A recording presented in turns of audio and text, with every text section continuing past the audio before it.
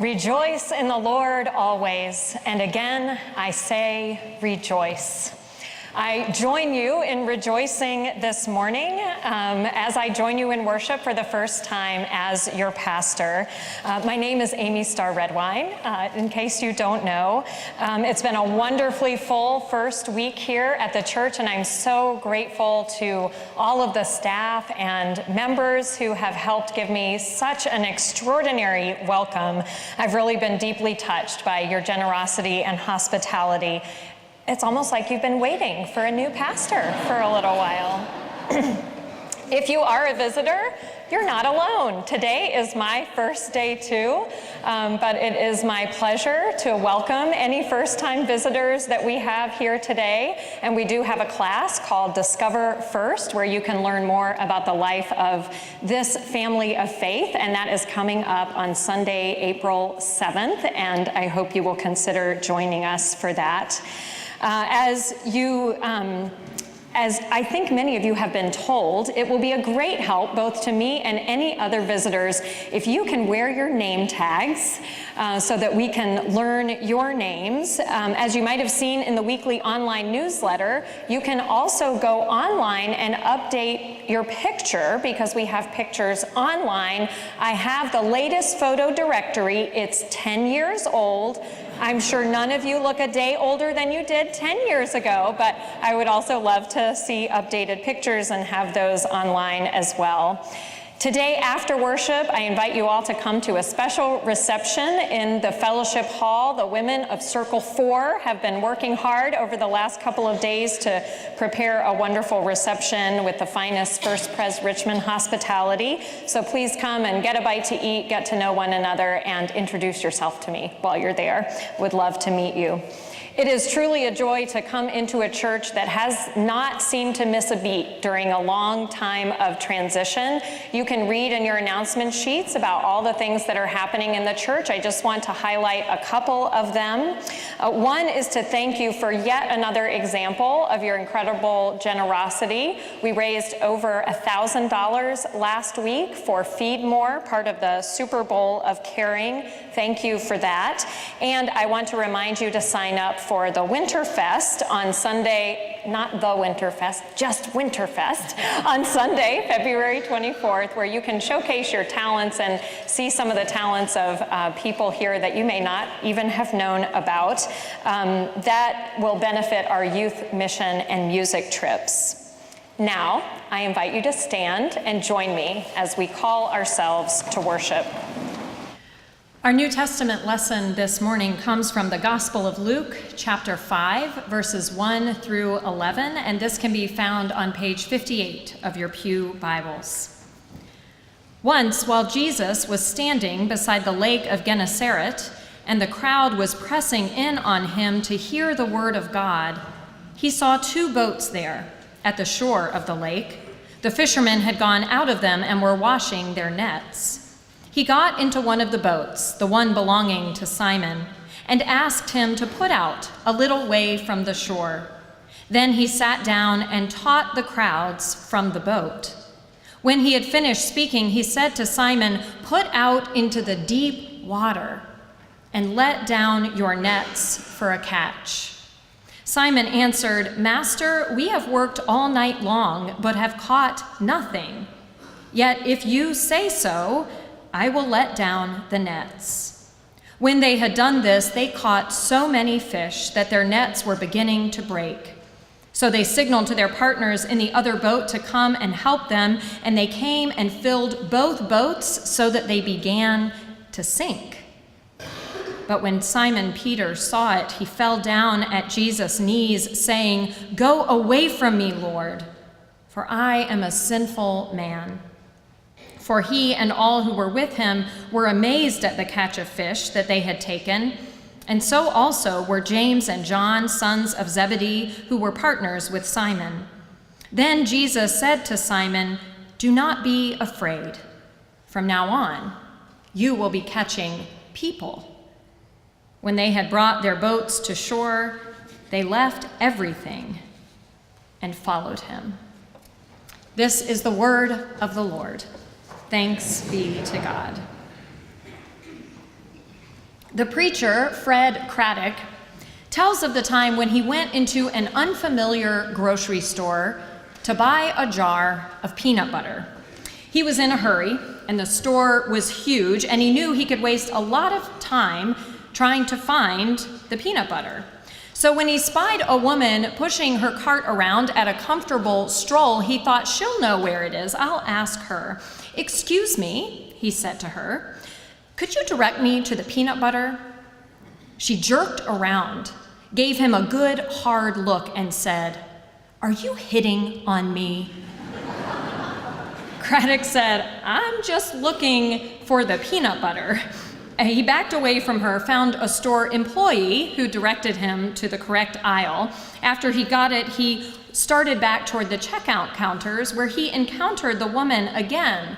She looked at him and at the jar in his hand and said, "You were looking for the peanut butter."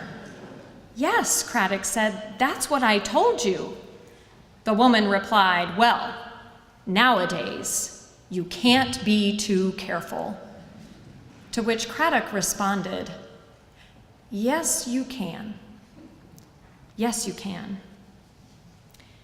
There are times when it is important to be careful. Teaching your children to look both ways before crossing the street. Checking twice to make sure you're taking the correct dosage of medicine. Not texting while driving.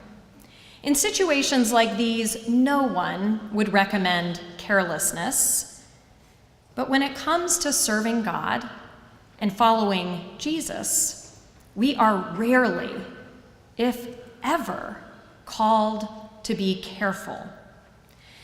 Today we heard two different stories of what we refer to as call. Stories which reveal that God calls us to get involved personally and meaningfully with God's people. Isaiah's call occurred in the year that King Uzziah died. This historical designation tells us something about the emotional state of God's people.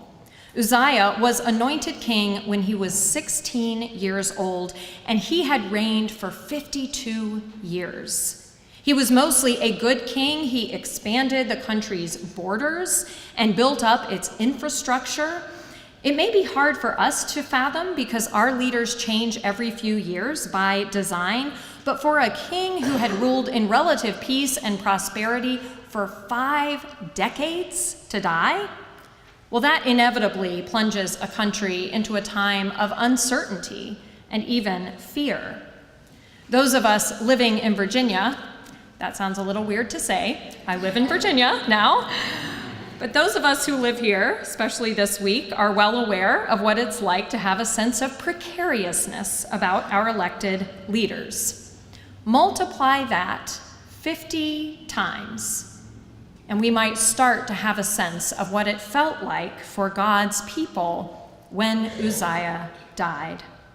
So it was then, in this year of chaos and uncertainty, that Isaiah had this extraordinary vision of God on a throne, filling every corner of the temple with God's robes, surrounded by these heavenly creatures. The whole vision leaves Isaiah astonished, humbled, and in physical pain when one of these creatures touches a burning coal to Isaiah's lips in an act of purification. And yet, when God asks, "Whom shall I send? Who will go for us?" Isaiah does not hesitate to respond, "Here I am, send me." Then we have the call of the first disciples in Luke. Some fishermen are going about their work when an itinerant teacher doesn't really ask, just borrows their boat and then tells them to push him out into the water. He can get a little distance from the crowd, amplify his voice over the water. "Why not?" they responded. "The fishing isn't so good today anyway." But after he teaches, Jesus tells them to get back into that boat and put it out in the deep water and put down their nets. Skeptical, they are the professionals after all. They nevertheless humor Jesus and end up with a bigger catch than their nets and their boats can hold. When Simon Peter experiences this miracle, he responds like Isaiah with astonishment and humility. "Go away from me, Lord, I am a sinner." But Jesus will have none of that. Instead of pushing Peter away, he invites him to come closer, to trade the messiness of fishing for the messiness of getting involved personally and meaningfully with God's people. And Simon Peter and James and John leave everything behind to follow him. Drew Dudley is a leadership coach who talks about the importance of what he calls everyday leadership. This concept came from an encounter he had on his last day of college. He was walking across campus when another student, a young woman, approached him and said, "I heard that you're leaving. And before you do, I wanted to tell you that I remember the day we met because meeting you changed my life." She went on to tell him that they had met on her first day of college a couple of years before. The day before that, in a hotel room with her parents, she had broken down in tears, scared and convinced that she wasn't ready to go off to school. Her parents told her, "Look, let's just go tomorrow for the first day. If at any point you really feel like you can't do this, it's fine. We will take you home. We love you no matter what." So the next day, this young woman was standing in line with a whole bunch of other first-year students and their parents waiting to register for classes. She looked around at all the other students, and this feeling just came over her. She knew she couldn't do it. She wasn't ready. She turned to tell her parents that she just wanted to go home. And at that moment, she saw Drew Dudley, who was a stranger to her, walking out of the student union wearing the stupidest hat she had ever seen. He was carrying a sign promoting a student-run charity and holding a bucket of lollipops. He walked right up to this line of students, right up to where this woman stood, turned to the student, a young man next to her in line, and said, "You need to give a lollipop to this beautiful woman standing next to you." Well, that young man was mortified. He turned beet red. He couldn't even look at the woman, but he held out the lollipop and she took it. At which point, Drew got a severe look on his face, turned to her parents and said, "Look at that. First day away from home and already she's taking candy from a stranger." 20 feet in every direction, everyone burst out laughing. And in that moment, surrounded by strangers laughing together, the woman realized, "I can do this." And she did. She registered for classes, she stayed in school, and she ended up dating and eventually marrying that young man that Drew Dudley convinced to give her a lollipop. And on his last day, she sought Drew out to tell him, "You have been an incredibly important person in my life," she said. "Thank you." When that young woman told Drew he had changed her life years earlier, he was astonished and a little ashamed to admit he had no memory of their encounter. Now, when he teaches about everyday leadership, he uses that story to invite people to think of a lollipop moment, when someone said or did something that fundamentally changed your life for the better, when the willingness of another person to take a risk and reach out, to set aside careful, and to meaningfully engage you, when that made all the difference. When Jesus tells those fishermen to put their boats in the deep water and let down their nets, he is not referring to the literal depth of the water. The Greek word that the writer of Luke uses here evokes an idea from the Hebrew Bible of the primordial sea, a symbol of chaos and uncertainty. It is the marine equivalent of the year that King Uzziah died.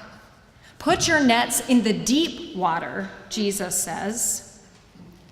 Like it or not, God never calls God's people from chaos to stability, from uncertainty to comfort, God does not call us to shallow waters. God calls us to deep water, to enter the chaos, to confront the fear, and most importantly, to encounter God's people along the way.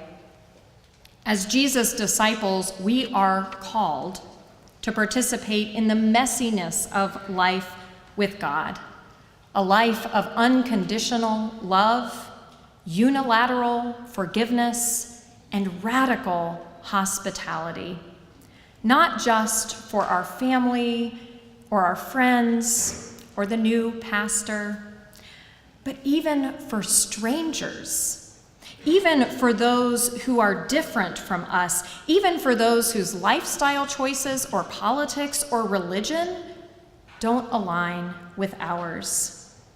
God calls us to move away from the ease and comfort of the shallow water and to move into the deep water, where life can be confusing and people are hurting and injustice is real and inevitable, and mistakes are made, conversations are messy, and solutions are complicated. Jesus calls us to the deep water because that is where the fish are.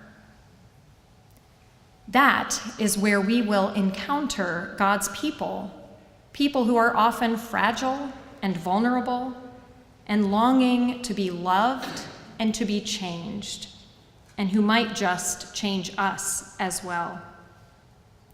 Chances are everyone in this room has already been the catalyst for someone else's lollipop moment, because we all have the capacity through everyday acts to impact another person's life. This week, whether you've realized it or not, you've all been part of such a moment for me.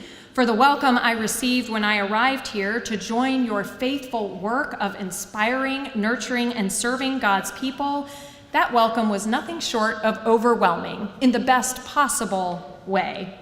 I don't know if I've ever had the experience of being so loved and appreciated just for walking through the door. What an amazing example that has been for me of God's unconditional, abundant love. What a wonderful example of all of you fulfilling your call to everyday discipleship in a way that has made a lasting impact on me. Thank you. We can all be the catalyst for someone's lollipop moment because God has called each of us to be disciples, to get involved personally and meaningfully with God's people. The Bible is filled with call stories. We heard 2 of them this morning, but there are so many more. What they all have in common is that God chooses ordinary people to do God's extraordinary work. Abram and Sarai, Eli and Esther, David and Solomon, Ruth and Naomi, Amos and Jonah, Elizabeth and Zechariah, Mary and Joseph, Peter and James and John and Mary and Martha, and the list goes on and on and on, and it includes the names of everyone here in this room today. In his poem, That Sweet Moon Language, the poet Hafiz writes, "Admit something. Everyone you see, you say to them, 'Love me.' Of course, you do not do this out loud, otherwise someone would call the cops. Still, though, think about this great pull in us to connect. Why not become the one who lives with a full moon in each eye that is always saying with that sweet moon language what every other eye in this world is dying to hear? Our world needs people who are willing to wade into the deep water to share the good news of God's love and forgiveness. Today, we all took vows to actively participate in Vivian's nurture and faith formation. This is just one of the many ways We are called to acts of everyday discipleship, to treat every person we meet in a way that honors their identity as a human being created in God's own image, as a beloved child of the living, loving, forgiving God. For Isaiah and for the disciples, this calling was not easy. People weren't always ready or willing to receive the news they had to share. The resistance they met was at times overwhelming and heartbreaking. But they could always return to that moment when they were called, when they had an undeniable encounter with the living God, an encounter that inspired them to step out into the unknown, to leap before they looked, to abandon careful, and respond with enthusiasm, "Here I am, send me, yes, we will go with you and fish for people." As we begin our journey together, may we remember and help one another remember that as individuals and as a church, God is calling us into the deep water. God is calling us to abandon careful and follow Jesus, to discover together the transformation and joy that comes when we claim our identity as God's beloved, forgiven children and reaffirm that identity for each other and in every single person we meet. Amen.